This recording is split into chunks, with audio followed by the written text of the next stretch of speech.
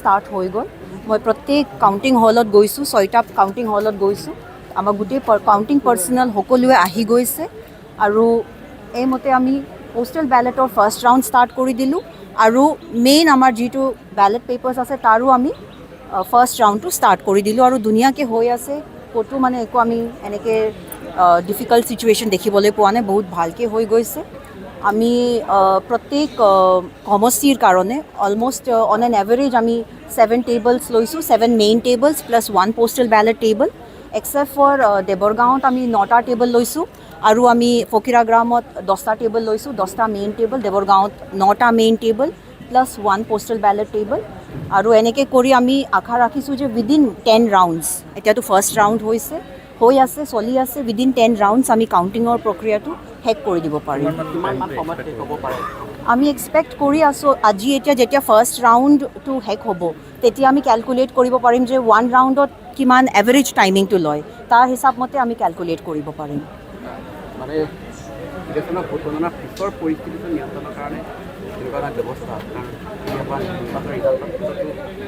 বেয়া পৰিস্থিতি হয়, সেই ধৰণৰ পৰিস্থিতি কেনেকৈ আছে? আমি গম পাওঁ যে এনেকৈ কিবা ছিটুৱেশ্যন হ'ব পাৰে, তাৰ বাবে অলৰেডি SPৰ লগতো ডিছকাশ্যন হৈছে ল' এণ্ড অৰ্ডাৰ ছিটুৱেশ্যনৰ কেনেকৈ আমি কণ্ট্ৰল কৰিব পাৰিম যদি এনেকৈ অৱস্থা হয়। কিন্তু মই ভাবোঁ যে আমাৰ চবেই গোটেই কেণ্ডিডেটছবিলাক আৰু তেখেতসকলৰ ছাপৰ্টাৰ্ছবিলাক গোটেই মেচিয়ৰ আছে, ৰেছপনচিবল এডাল্টছ আছে। আমি যোৱা বছৰো নিৰ্বাচনী প্ৰক্ৰিয়া কৰিছিলোঁ, MP ইলেকশ্যনছ। আজি এই বছৰ আমি BTC ইলেকশ্যনছ কৰিছিলোঁ, নেক্সট ইয়েৰ আমি MLA ইলেকশ্যনছ কৰিম। এতিয়া মানে আমাৰ পাব্লিকৰ মাজতো এখন এৱাৰনেছ আহি গৈছে যে ইলেকশ্যনছৰ ৰিজাল্টছটো লৈ একদম বিশেষকৈ কিবা এনেকৈ ল' এণ্ড অৰ্ডাৰ ছিটুৱেশ্যন ক্ৰিয়েট কৰিব নালাগে। শান্তিপূৰ্ণকভাৱে ডেম'ক্ৰেটিকৰ যি প্ৰক্ৰিয়া আছে এইটো আমি ধুনীয়াকৈ কৰি দিছোঁ, ৰিজাল্টটো একচেপ্ট কৰিব লাগে। আৰু মই ভাবোঁ আমাৰ গোটেই কেণ্ডিডেটছ বহুত মেচিয়ৰ মানুহসকল চবে, আৰু সেইটো ভালকৈহে ৰেছপনচিবল এডাল্টছ হিচাপেহে একচেপ্ট কৰিব। ইলেকশ্যনছৰ অন্তিম পৰ্যায়ত আহিছোঁ। আজি আমাৰ কাউণ্টিং ডে'ৰ গোটেই প্ৰিপেৰেশ্যনছ আপোনালোকে চাইছে, বহুত ধুনীয়াকৈ হৈ গৈছে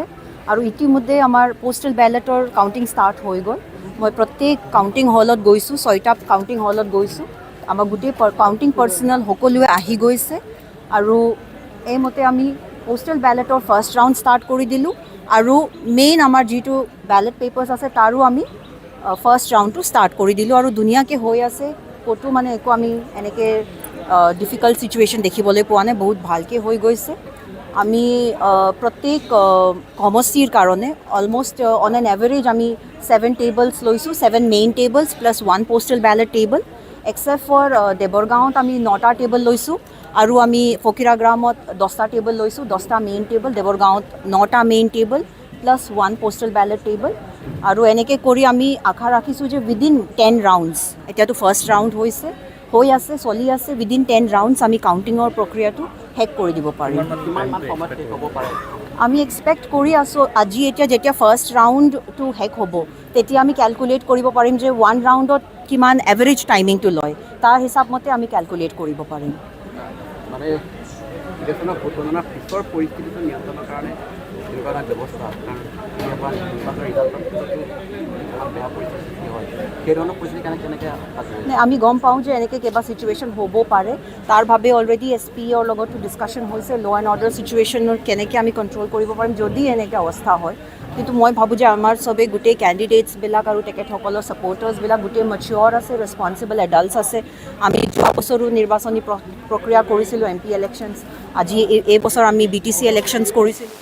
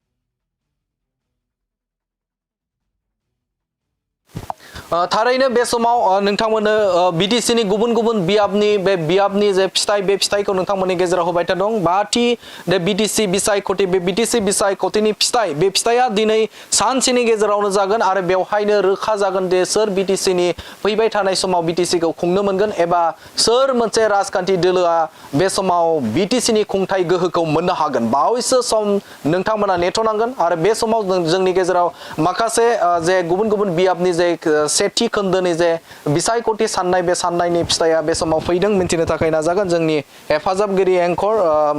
उदांस्रिनिफ्राय मिथिनो थाखाय नाजागोन बबे बियाबनि आपडेट फैदों दा बे समाव दा सेथि राउन्डआव गासै मोनबा बियाबनि आपडेटखौ लानानै फैदों दा बे बियाबाव रेवथा बियाबनिफ्राय इउपिपिएल दोलोआ 3263 मोननो हादों BPF-निफ्राय 7363 आरो INC-निफ्राय 82 TMC-निफ्राय 48 बेबायदिनो हरिसिंगा बियाबनिफ्राय BPF-आ 3654 मोननो हादों इउपिपिएल दोलोआ 2114 APB-आ 757 थिग बेबायदिनो धनस्री बियाबनिफ्राय BPF दोलोआ 4030 इउपिपिएल दोलोआ 2195 थिग बेबायदिनो निसिमा बियाबनिफ्राय इउपिपिएल दोलोआ 3772 आरो BPF दोलोआ 3602 बेबायदिनो दतमा बियाबा मोननो हादों इउपिपिएल दोलोआव 1323 BPF दोलोआ 1092 आरो BJP दोलोआ 2332 बेवहाय लिडिंखौ नायोब्ला बबे जायगा रेवथा बियाबनिफ्राय लिडिंआ BPF दोलोआ लिडिं खालामगासिनो दङ हरिसिंगानिफ्राय BPF धनस्रीनिफ्रायबो BPF आरो इउपिपिएल दोलोआ निसिमा बियाबनिफ्राय इउपिपिएल दोलोआ लिडिं खालामदों आरो दतमा बियाबनिफ्राय BJP दोलोआ लिडिं खालामगासिनो दङ थारैनो गोजोननाय थाबाय मख'नांगोन जे बे समाव गुबुन गुबुन बियाबफोराव BPF राजखान्थि हान्जाया बे समाव लिडिं खालामबाय थानायखौ नुनो मोनदों आवगायनानै दं 26ता बियाबाव बे समाव BPF राजखान्थि हान्जाया आवगायनानै दं मोन 8 बियाबाव बे समाव इउपिपिएल राजखान्थि हान्जाया आवगायनानै दङ मोन 2 बियाबाव BJP राजखान्थि हान्जाया आवगायनानै दं बे समाव बिथांनिफ्राय गोबां रोखायै बाथ्राखौ मिथिनो मोनबाय जे निसिमा बियाबाव बे समाव इउपिपिएल राजखान्थि हान्जा एबा रनजित बसुमतारिया इसे भटआव आवगायनानै दङ आरो बेराफारसेजों जों जुदि नोजोर होयोब्ला बे समाव जों जुदि नोजोर होयोबा दतमा बियाबाव BJP राजखान्थि हान्जाया बे समाव आवगायना दं हरिसिंगा बियाबाव BPF राजखान्थि हान्जाया बे समाव आवगायनानै दङ आरो बेनि अनगायैबो जों जुदि नोजोर होयोब्ला बेवहाय गुबुन गुबुन बियाब जों जुदि रौता बियाबाव BPF राजखान्थि हान्जा धनस्रीयावबो BPF राजखान्थि हान्जाया गोबां भटनि गेजेरजों बिथांमोना आवगायनानै दं बे जाहैबाय गिबि फार्स्ट राउन्डनि फिथाइ बे फिथाइखौ नोंथांमोननि गेजेराव होदों बडलेण्ड बुब्लिनि गेजेरजों गासिबो आपडेटखौ होनो थाखाय नाजागोन नोंथांमोननो बे बबे बियाबाव गिबिसिनै होनो थाखाय नोंथांमोननि गेजेराव बडलेण्ड बुब्लिया बे समाव थियारि जादों आरो नोंथांमोननो गासैबो आपडेटखौबो होनो थाखाय बे समाव नेनानै दं नोंथांमोना नायबाय था बडलेण्ड बुब्लिखौ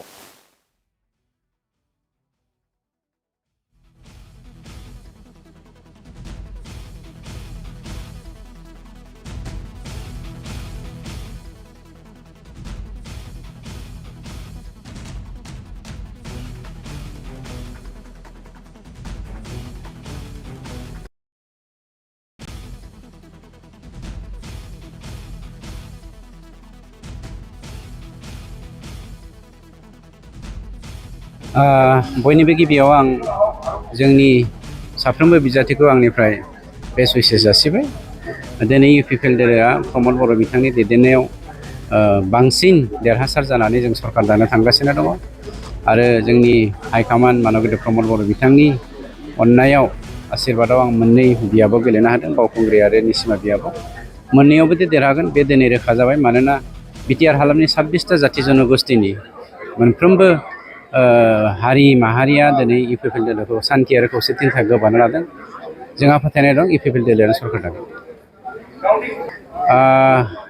दिनै आं बेसेबां मोनगोन बेखौ आं सियर बुंनो नागिराखै खिन्थु आगुनि बिसायख'थिनिख्रुइ जोङो 30निफ्राय 35 जौखोन्दो इउपिपिएल दोलोआ बारा भट मोननो हादों इउपिपिएलानो सरकार दागोन बे सियर मानोना एग्जिट पल बायदिबा बे बाथ्राया रोखा जानानै फैखादों जेबो बुङा बेखौ जोंहा हाइकमान्ड दङ हाइकमान्डआ बुंगोन जोंहा खिन्थु सेल्फ मोनसे फोथायनाय दङ जे जोङो 24निख्रुइबो बांसिन देरहासार जानानै सरकारा जोंनो दाखागोन जोङो हयथ' जानो हागौ सेन्ट्रेलावबो स्टेटआवबो एनडिए दं हिसाबै बिनि बाथ्राया उनाव बे अब्लाबो जोंनाव जे फ्रि फल मोनसे एलायन्स जायाखै पस्ट पल एलायन्सनि बाथ्राखौ हाइकमान्डआ मा खालामो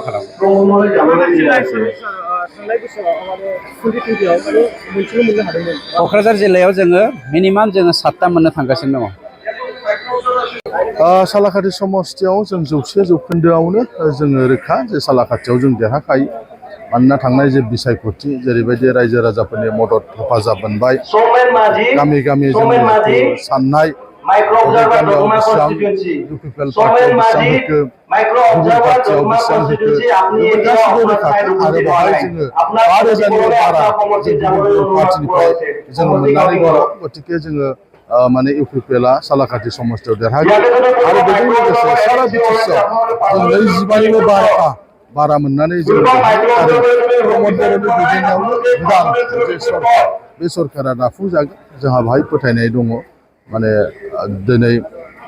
सारा बिटिसिआवनो माने इउपिपिएलखौ जे मदद होदों इउपिपिएलनि सरकार जाफिननांगौ दा बेबायदि नोंथांमोना नुगोन जे बाहाय एकदमबारे साननो हाथावै मोनसे रिजाल्टआ जागोन मानोना दिनै इउपिपिएलखौ मोजां मोनदों प्रमद बर'नि दैदेननायखौ मोजां मोनदों बे गतिके गोबां समस्तियाव जों देरहासार जानो हागोन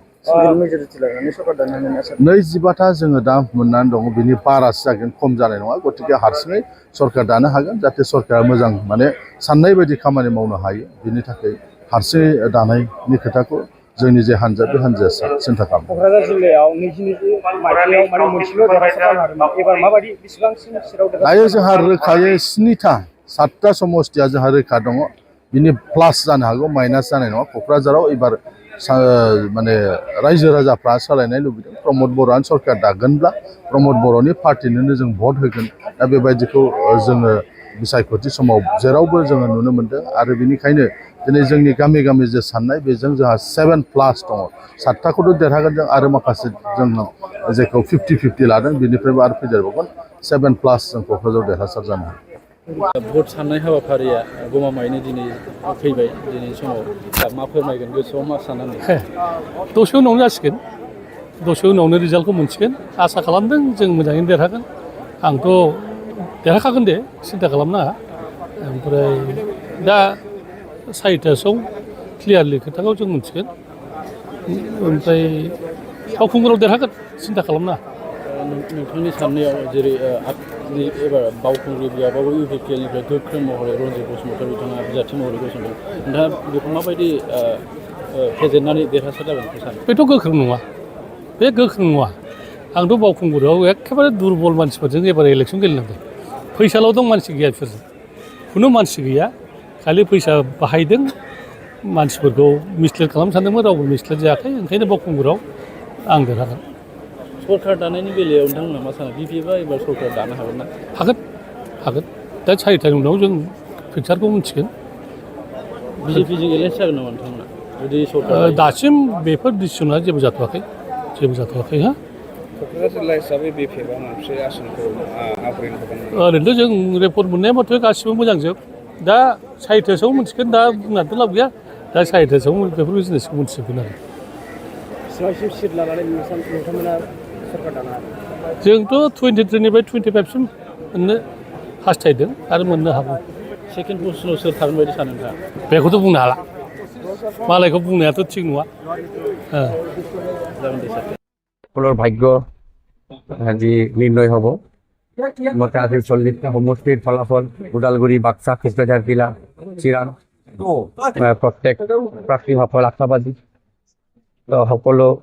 প্ৰাৰ্থীসকলক শুভেচ্ছা সকলো শুভেচ্ছা আৰু ভালে ভালে ইলেকশ্যনটো পাৰ হৈ গ'ল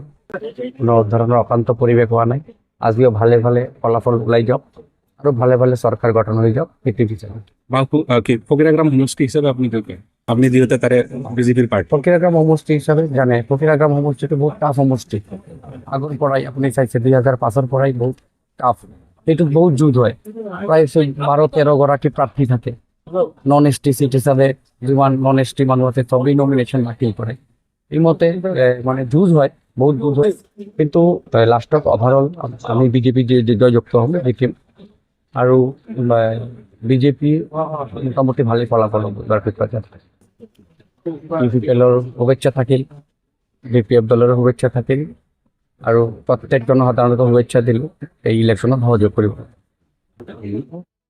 নিশ্চিত কাৰণ এইটো খুব চৰ্চালৈ আহিছিল আপোনাৰ সমস্ত চৰ্চালৈ আহিছিলে কিন্তু লাষ্টত মানুহে বিজেপিক ভোট দান কৰিছে, ভোট প্ৰদান কৰিছে। আৰু এটা মই ভিতৰীয়া খবৰ পাইছোঁ যে ভিতৰৰ মানুহ চব বিজেপিকে ভোট প্ৰদান কৰিছে, মাইনৰিটি মানুহ কওক। এইবাৰ আপোনালোকে আৰু চব চাব যে মাইনৰিটি ভোটো আমি বহুত পাইছোঁ, যোৱাবাৰতকৈ এইবাৰ বেছি পাইছোঁ। সেইটো আমাৰ চাইলেণ্ট ভোট আছিলে, প্ৰায় 4,000-ৰ অধিক আমি মাইনৰিটি ভোট বিজেপি পাবলৈ সক্ষম হৈছোঁ। আৰু মোটামুটি 2-3 হাজাৰ ভোটৰ ব্যৱধানত জয়যুক্ত হৈছে।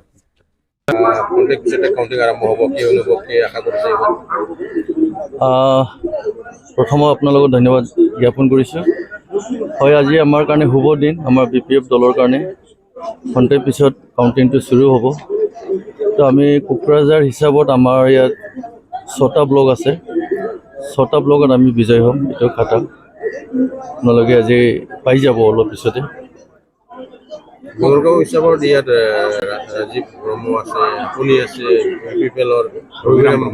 ব্ৰহ্ম আছে, কেনেকুৱা ফেক্টৰ হ'ব? নাই, বনগাঁও সমষ্টি 2005-ৰ পৰা আপোনাৰ BPF-ৰ দখলত আছে। আজিও BPF-ৰ দখলতে থাকিব, কাৰণ 5 নম্বৰটো আমাৰ কাৰণে খুবেই লাকি। 2005-ত আমি প্ৰথম জিকি পেলাই চৰকাৰ গঠন কৰিছোঁ। ঠিক এইবাৰো 2025টো যিহেতু 5 নম্বৰটো এণ্ডিঙত আছে, আমাৰ কাৰণে শুভ এটা নাম্বাৰ বুলি আমি ভাবোঁ। ৰাজীৱ ব্ৰহ্ম বিজেপি আগত BPF আছিল আৰু জিকি আহিছিল, দাবী কৰি আছে এবাৰ জিকিব। নাই, চাওক, তেখেতে BPF দল হৈ জিকি আহিছে। এইবাৰহে 2025-তে বিজেপিৰ ভোট পাব। আজিহে গম পাব বিজেপি কিমান আছে বনগাঁও সমষ্টিত। সেইটোৱেই আৰু কথাটো। ইলেকশ্যনছৰ অন্তিম পৰ্যায়ত আহিছোঁ। আজি আমাৰ কাউণ্টিং ডে'ৰ গোটেই প্ৰিপেৰেশ্যনছ আপোনালোকে চাইছে, বহুত ধুনীয়াকৈ হৈ গৈছে। আৰু ইতিমধ্যে আমাৰ পোষ্টেল বেলেটৰ কাউণ্টিং ষ্টাৰ্ট হৈ গ'ল। মই প্ৰত্যেক কাউণ্টিং হলত গৈছোঁ, 6টা কাউণ্টিং হলত গৈছোঁ। আমাৰ গোটেই কাউণ্টিং পাৰ্চনেল সকলোৱে আহি গৈছে। আৰু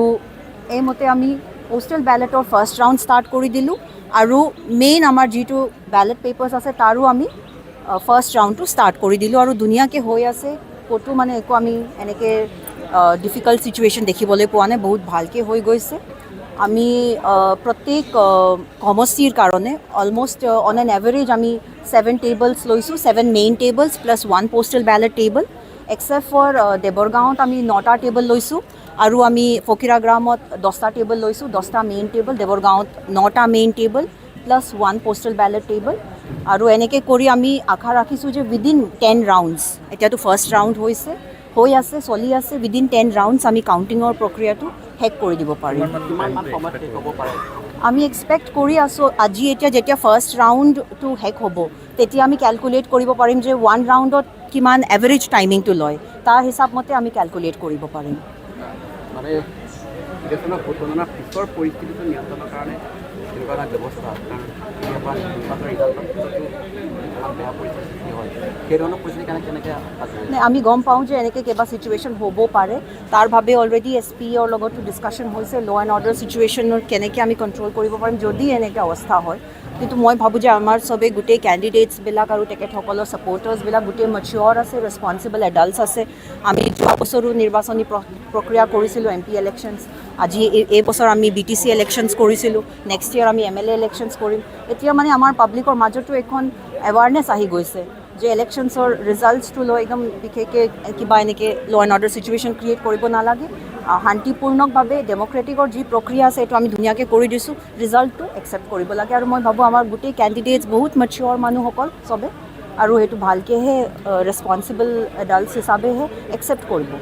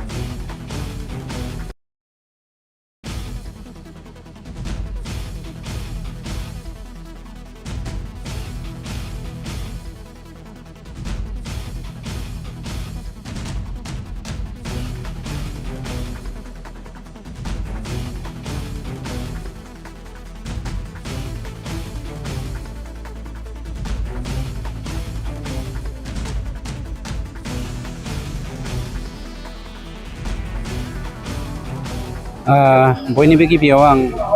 जोंनि साफ्रोमबो बिजाथिखौ आंनिफ्राय बेस्ट उइसेस जासिबाय दिनै इउपिपिएल दोलोआ प्रमद बर' बिथांनि दैदेननायाव बांसिन देरहासार जानानै जों सरकार दानो थांगासिनो दङ आरो जोंनि हाइकमान मानगेन्द्र प्रमद बर' बिथांनि अननायाव आशीर्बादाव आं मोननै बियाबाव गेलेनो हादों बावखुंग्रि आरो निसिमा बियाबाव मोननैयावबो देरहागोन बे दिनै रोखा जाबाय मानोना बिटिआर हालामनि 26टा जाथि जनगोष्ठीनि मोनफ्रोमबो हारि माहारिया दिनै इउपिपिएल दोलोखौ सान्थि आरो खौसेथिनि थाखाय गोबानो लादों जोंहा फोथायनाय दं इउपिपिएल दोलोआनो सरकार दागोन दिनै आं बेसेबां मोनगोन बेखौ आं सियर बुंनो नागिराखै खिन्थु आगुनि बिसायख'थिनिख्रुइ जोङो 30निफ्राय 35 जौखोन्दो इउपिपिएल दोलोआ बारा भट मोननो हादों इउपिपिएलआनो सरकार दागोन बे सियर मानोना एग्जिट पल बायदिबा बे बाथ्राया रोखा जानानै फैखादों जेबो बुङा बेखौ जोंहा हाइकमान दङ हाइकमाना बुंगोन जोंहा खिन्थु सेल्फ मोनसे फोथायनाय दङ जे जोङो 24निख्रुइबो बांसिन देरहासार जानानै सरकारा जोंनो दाखागोन जोङो हयथ' जानो हागौ सेन्ट्रेलावबो स्टेटआवबो एनडिए दं हिसाबै बिनि बाथ्राया उनाव बे अब्लाबो जोंनाव जे फ्रि फल मोनसे एलायन्स जायाखै पस्ट पल एलायन्सनि बाथ्राखौ हाइकमाना मा खालामो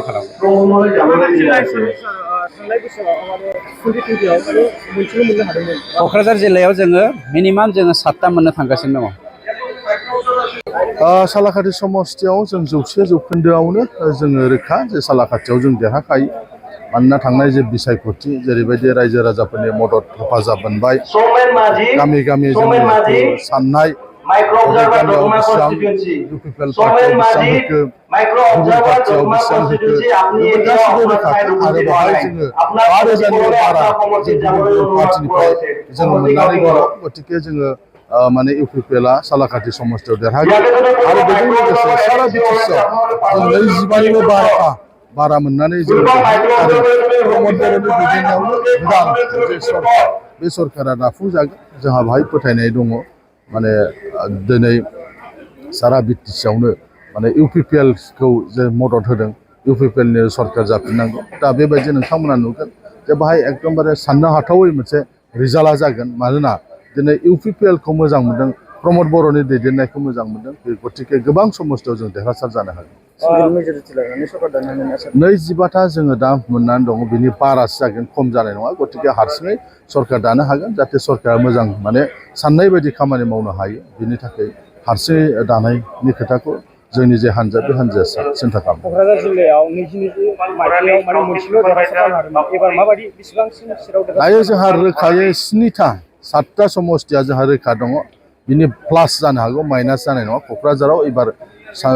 माने रायजो राजाफ्रा सोलायनाय लुबैदों प्रमद बर'आनो सरकार दागोनब्ला प्रमद बर'नि पार्टिनोनो जों भट होगोन दा बेबायदिखौ जोङो बिसायख'थि समाव जेरावबो जोङो नुनो मोन्दों आरो बेनिखायनो दिनै जोंनि गामि गामि जे साननाय बेजों जोंहा 7+ दङ 7टाखौथ' देरहागोन जों आरो माखासे जों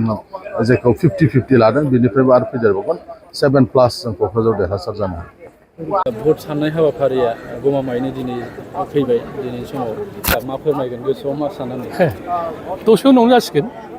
दसे उनावनो रिजाल्टखौ मोनसिगोन आसा खालामदों जों मोजाङैनो देरहागोन आंथ' देरहाखागोन दे सिन्था खालामनाङा ओमफ्राय दा 4टासोआव क्लियारलि खोथाखौ जों मोनसिगोन ओमफ्राय बावखुंग्रियाव देरहागोन सिन्था खालामनाङा नोंथांनि साननायाव जेरै एबार बावखुंग्रि बियाबाबो इउपिपिएलनिफ्राय गोख्रों महरै रन्जित बसुमतारी बिथाङा बिजाथि महरै गसंदों नोंथाङा बेखौ माबायदि फेजेननानै देरहासार जागोन सानो बेथ' गोख्रों नङा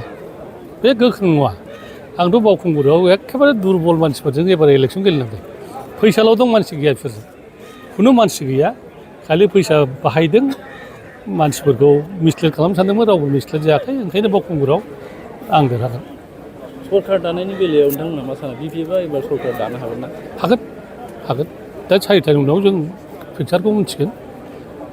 बिजेपिजों एलायन्स जागोन नामा नोंथांमोना जुदि सरकार दासिम बेफोर डिसिसना जेबो जाथ'वाखै हा क'क्राझार जिल्ला हिसाबै बिपिएफआ मोनसे आसनखौ आवग्रिनो हागोन ओरैनोथ' जों रिपर्ट मोननाय मथे गासिबो मोजांजोब दा 4टासोआव मोनसिगोन दा बुंनानैथ' लाब गैया दा 4टासोआव बेफोर जिनिसखौ मोनथिजोबगोन आरो बेसेबांसिम सिट लानानै नोंथांमोना सरकार दानो हागोन जोंथ' 23निफ्राय 25सिम मोननो हास्थायदों आरो मोननो हागौ सेकेन्ड पजिसनाव सोर थागोन बायदि सानो नोंथाङा? बेखौथ' बुंनो हाला मालायखौ बुंनायाथ' थिग नङा जागोन दे सार। সকলৰ ভাগ্য আজি নিৰ্ণয় হ'ব মতে আজি 40টা সমষ্টিৰ ফলাফল ওদালগুৰি বাক্সা কোকৰাঝাৰ জিলা চিৰাং প্ৰত্যেক প্ৰাৰ্থীসকল আশাবাদী সকলো প্ৰাৰ্থীসকলক শুভেচ্ছা সকলো শুভেচ্ছা আৰু ভালে ভালে ইলেকশ্যনটো পাৰ হৈ গ'ল কোনো ধৰণৰ অশান্ত পৰিৱেশ হোৱা নাই আজিও ভালে ভালে ফলাফল ওলাই যাওক আৰু ভালে ভালে চৰকাৰ গঠন হৈ যাওক সেইটো বিচাৰোঁ ফকিৰাগ্ৰাম সমষ্টি হিচাপে আপনি যিহেতু তাৰে বিজেপিৰ পাৰ্টি ফকিৰাগ্ৰাম সমষ্টি হিচাপে জানে ফকিৰাগ্ৰাম সমষ্টিটো বহুত টাফ সমষ্টি আগৰ পৰাই আপুনি চাইছে 2005-ৰ পৰাই বহুত টাফ এইটোত বহুত যুদ্ধ হয় প্ৰায় 12-13 গৰাকী প্ৰাৰ্থী থাকে নন এছ টি চিট হিচাপে যিমান নন এছ টি মানুহ আছে চবেই নমিনেশ্যন দাখিল কৰে এইমতে মানে যুঁজ হয় বহুত যুঁজ হয় কিন্তু লাষ্টত অভাৰঅল আমি বিজেপি জয়যুক্ত হ'ম দেখিম আৰু বিজেপি মোটামুটি ভালেই ফলাফল হ'ব ইউপিপিএলৰ শুভেচ্ছা থাকিল BPF দলৰ শুভেচ্ছা থাকিল আৰু প্ৰত্যেক জনসাধাৰণক শুভেচ্ছা দিলোঁ এই ইলেকশ্যনত সহযোগ কৰিব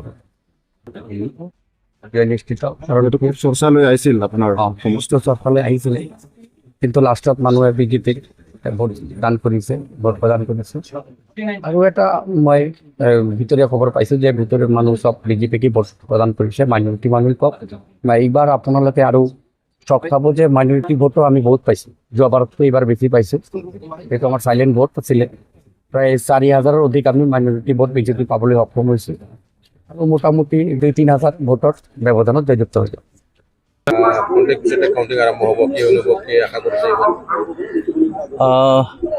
প্ৰথমে আপোনালোকক ধন্যবাদ জ্ঞাপন কৰিছোঁ হয় আজি আমাৰ কাৰণে শুভ দিন আমাৰ BPF দলৰ কাৰণে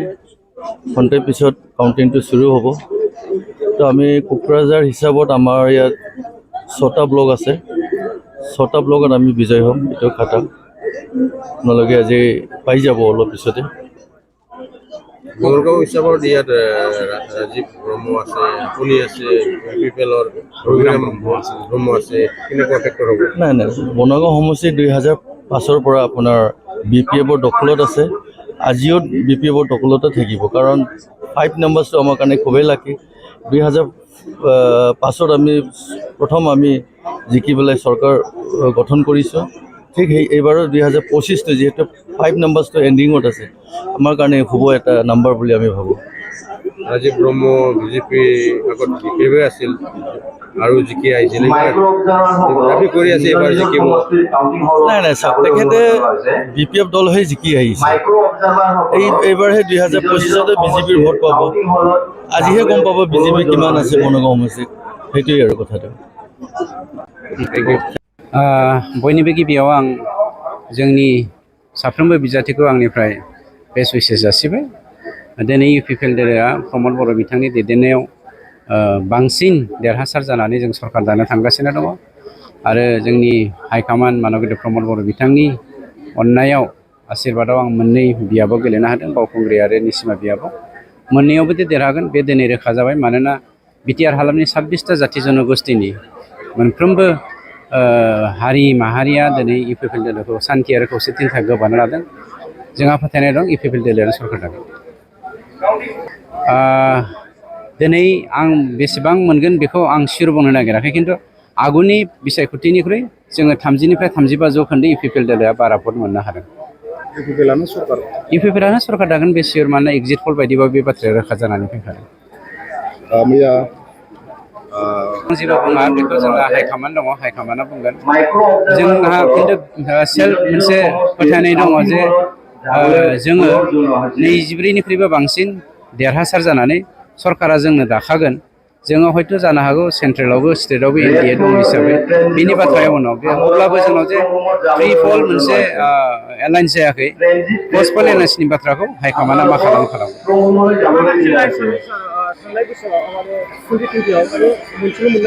क'क्राझार जिल्लायाव जोङो मिनिमाम जोङो 7टा मोननो थांगासिनो दङ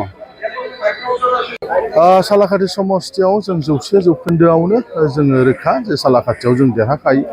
मानोना थांनाय जे बिसायख'थि जेरैबायदि रायजो राजाफोरनि मदद हेफाजाब मोनबाय गामि गामि जोंनि साननाय गामियाव बेसेबां इउपिपिएल पार्टियाव बेसेबां होखो गुबुन पार्टियाव बेसेबां होखो बेफोर गासिबो रोखाखा आरो बेवहाय जोङो 5,000निबो बारा जों गुबुन गुबुन पार्टिनिफ्राय जोङो मोननानै दङ गतिके जोङो माने इउपिपिएलआ सालाकाथि समस्तियाव देरहागोन आरो बेजों लोगोसे सारा बिटिसिआव जों 25निबो बारा मोननानै जों आरो प्रमद बर'नि दैदेननायावनो गोदान जे सरकार बे सरकारा दाफुंजागोन जोंहा बाहाय फोथायनाय दङ माने दिनै सारा बिटिसिआवनो माने इउपिपिएलखौ जे मदद होदों इउपिपिएलनि सरकार जाफिननांगौ दा बेबायदि नोंथांमोना नुगोन जे बाहाय एकदमबारे साननो हाथावै मोनसे नंगौ बे समाव नोंथांमोननो आपडेट होनो थाखाय सिगांदों गुबुन गुबुन बियाबनि गासै मोनगुटा बियाब बे मोनगुटा बियाबनि आपडेटखौ नोंथांमोननि गेजेराव होनो थाखाय आखायाव लादों थारैनो मख'नांगोन जे बे समाव बीटीसी बिसायख'थि एबा बाथि खेब जे बीटीसी बिसायख'थि बे बीटीसी बिसायख'थिनि दिनै फिथाइ साननाय हाबाफारिया बे समाव सोलिबाय दङ जोंनि गेजेराव आपडेट सफैदों मोनगुटा बियाबनि आपडेट एबा फार्स्ट राउन्डनि फिथाइ जोंनि गेजेराव सफैदों बेसेबांसे मोन्दों मिथिनो थाखाय नाजागोन बेसेबां मोन्दों बे समाव आं फारियै फोरमायलांनो नाजादों बागानपारा बियाबनिफ्राय इउपिपिएल दोलोआ 9,981 बिपिएफआ 1,691 बिजेपिआ 3,136 23 नं कक्लाबारि बियाबनिफ्राय इउपिपिएल दोलोआ 9,865 मोननो हादों बिपिएफ दोलोआ 9,326 बिजेपि दोलोआ 9,600 मोननो हादों बेबायदिनो सराइबिल बियाबनिफ्राय इउपिपिएल दोलोआ 1,742 मोननो हादों बिपिएफ दोलोनिफ्राय 1,503 बिजेपि दोलोनिफ्राय 649 बेबायदिनो 14 नं चिरांदुवार बियाबनिफ्राय इउपिपिएल दोलोआ 9,829 आरो बिपिएफ दोलोआ 9,973 बेबायदिनो ननै सेरफां बियाबनिफ्राय बिपिएफ दोलोआ 678 बिजेपि दोलोआ 1,092 इउपिपिएल दोलोआ 442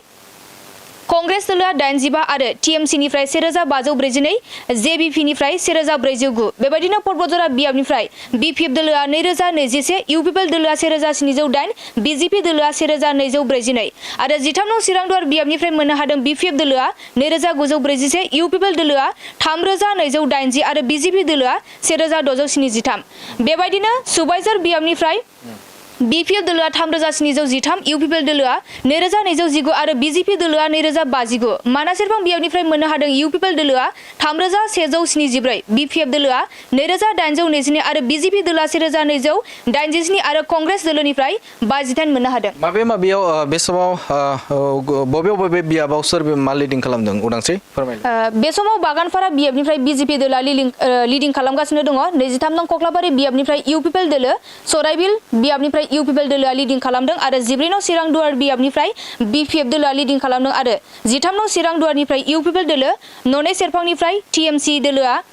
लिडिं खालामगासिनो आरो पर्बतजरा बियाबनिफ्राय बिपिएफ दोलोआ लिडिं खालामदों बेबायदिनो सुबाइजार बियाबनिफ्राय बिपिएफ दोलोआ लिडिं खालामदों आरो मानासेरफां बियाबनिफ्राय इउपिपिएल दोलोआ लिडिं खालामगासिनो दङ गोजोननाय थाबाय बिथां उदांस्रि मोसाहारिनिसिम थारैनो नोंथांमोना मिथिबाय दे मोनगु जे बियाब बे बियाबाव बे समाव गुबुन गुबुन बबे राजखान्थि हान्जाया लिडिं खालामगासिनो दङ बेखौ बिथांनिफ्राय मोनथिनो मोनबाय थारैनो मख'नांगोन जे बे समाव गुबुन गुबुन जायगाफोराव जे बीपीएफ राजखान्थि हान्जा बे बीपीएफ राजखान्थि हान्जाया गोबांनो मोनसे लिड खालामबाय थानायखौ नुनो मोनदों जों मख'नांगोन जे बे समाव बेनि अनगायैबो जों रायखांनांगोन जे ननै सेरफां बेवहाय टीएमसी राजखान्थि हान्जा बे टीएमसी राजखान्थि हान्जाया बे समाव लिड खालामदों सराइबिलाव जों जुदि मख'योब्ला इउपिपिएल राजखान्थि हान्जाया बे समाव लिड खालामबाय थानायखौ बे समाव मिथिनो मोनदों आरो बेनि अनगायैबो बे समाव कक्लाबारियाव इउपिपिएल राजखान्थि हान्जाया बे समाव लिड खालामदों आरो बेनि अनगायैबो जों जुदि नोजोर होयोब्ला मानास सेरफाङाव इउपिपिएल राजखान्थि हान्जाया बे समाव लिड खालामबाय थानायखौ जों मिथिनो मोनदों आरो बेनि अनगायैबो गुबुन गुबुन जेरै जों मख'नांगोन जे बे समाव सराइबिलाव इउपिपिएल कक्लाबारियाव बे समाव इउपिपिएल बागानपारा बियाव बे समाव बिजेपि राजखान्थि हान्जाया लिड खालामबाय दङ पर्बतजरा बिपिएफ राजखान्थि हान्जाया लिड खालामदों ननै सेरफाङाव टीएमसी 14 नं चिरांदुवाराव बिपिएफ राजखान्थि हान्जाया बे समाव लिड खालामदों 13 नं चिरांदुवाराव बे समाव 13 नं चिराङाव बे समाव इउपिपिएल राजखान्थि हान्जाया बे समाव लिड खालामदों गासै मोनगुटा बियाबाव लिड खालामबाय दं रायखांनांगोन जे बे समाव बिपिएफ राजखान्थि हान्जाया गिबिनि जिखिनि राउन्ड बे राउन्डआव 26टा बे समाव लिड खालामबाय थानायखौ नुनो मोनदों इउपिपिएल राजखान्थि हान्जाया मोन8 बे समाव लिड खालामदों बिजेपि राजखान्थि हान्जाया मोननैयाव लिड खालामनायखौ जों मोनथिनो मोनदों एबा जों नुनो मोनदों आरो बेनि अनगायैबो बे समाव जिहेतु सेथि राउन्डआल' सोलिबाय दं बबेबा जायगाफोराव मोनजिटा राउन्ड थांगोन बहाबा जुदि बियाबफोराव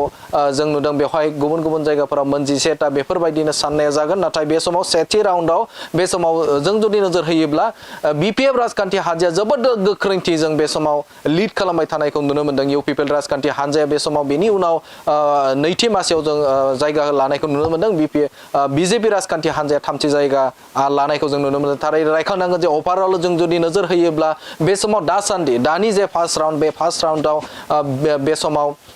बिपिएफ राजखान्थि हान्जाया जोबोदनो मोनसे बुरजा मासिजों एबा लिड खालामबाय थानायखौ नुनो मोनदों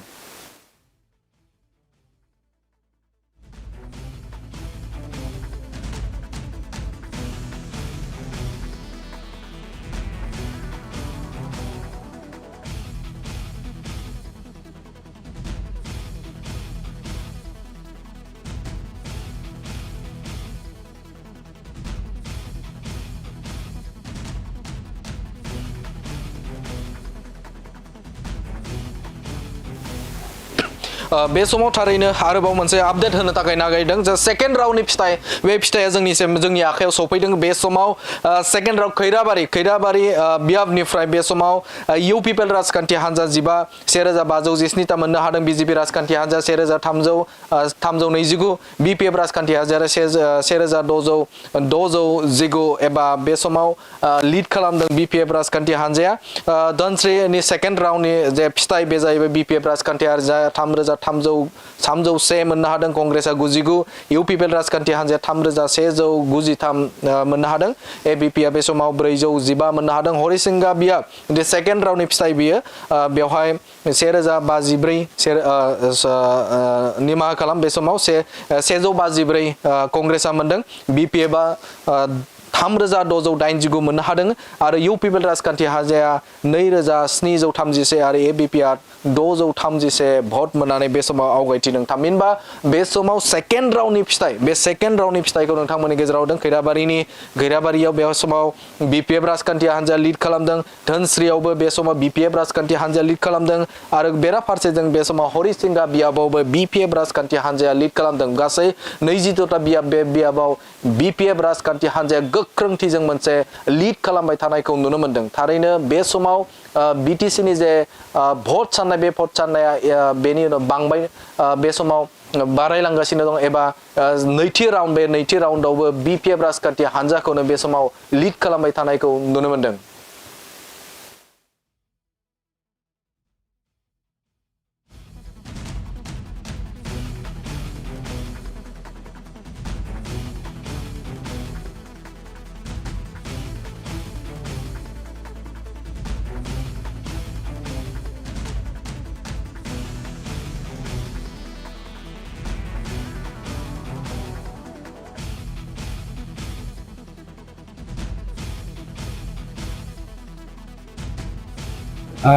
बयनिबो गिबियाव आं जोंनि साफ्रोमबो बिजाथिखौ आंनिफ्राय बेस्ट उइसेस जासिबाय दिनै इउ पिपिएल दोलोआ प्रमद बर' बिथांनि दैदेननायाव बांसिन देरहासार जानानै जों सरकार दानो थांगासिनो दङ आरो जोंनि हाइकमान्ड मानगोदै प्रमद बर' बिथांनि अननायाव आशीर्बादाव आं मोननै बियाबाव गेलेनो हादों बावखुंग्रि आरो निसिमा बियाबाव मोननैयावबो देरहागोन बे दिनै रोखा जाबाय मानोना बिटिआर हालामनि 26ता जाथि जनगोष्ठीनि मोनफ्रोमबो हारि माहारिया दिनै इउ पिपिएल दोलोखौ सान्थि आरो खौसेथिनि थाखाय गोबानो लादों जोंहा फोथायनाय दं इउ पिपिएल दोलोआनो सरकार दागोन दिनै आं बेसेबां मोनगोन बेखौ आं सियर बुंनो नागिराखै खिन्थु आगुनि बिसायख'थिनिख्रुइ जोङो 30निफ्राय 35 जौखोन्दो इउ पिपिएल दोलोआ बारा भट मोननो हादों इउ पिपिएलआनो सरकार दागोन बे सियर मानोना एग्जिट पल बायदिबा बे बाथ्राया रोखा जानानै फैखादों जेबो बुङा बेखौ जोंहा हाइकमान्ड दङ हाइकमान्डआ बुंगोन जोंहा खिन्थु सेल्फ मोनसे फोथायनाय दङ जे जोङो 24निख्रुइबो बांसिन देरहासार जानानै सरकारा जोंनो दाखागोन जोङो हयथ' जानो हागौ सेन्ट्रेलावबो स्टेटआवबो एनडिए दं हिसाबै बेनि बाथ्राया उनाव बे अब्लाबो जोंनाव जे फ्रि फल मोनसे एलायन्स जायाखै पस्ट पल एलायन्सनि बाथ्राखौ हाइकमान्डआ मा खालामो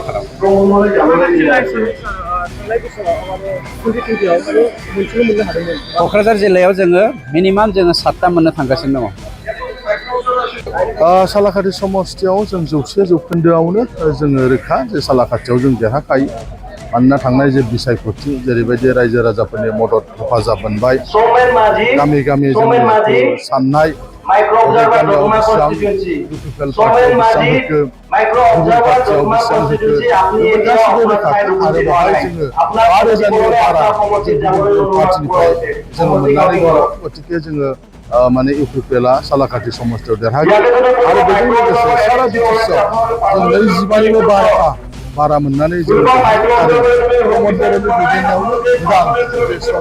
बे सरकारा दाफुंजागोन जोंहा बाहाय फोथायनाय दङ माने दिनै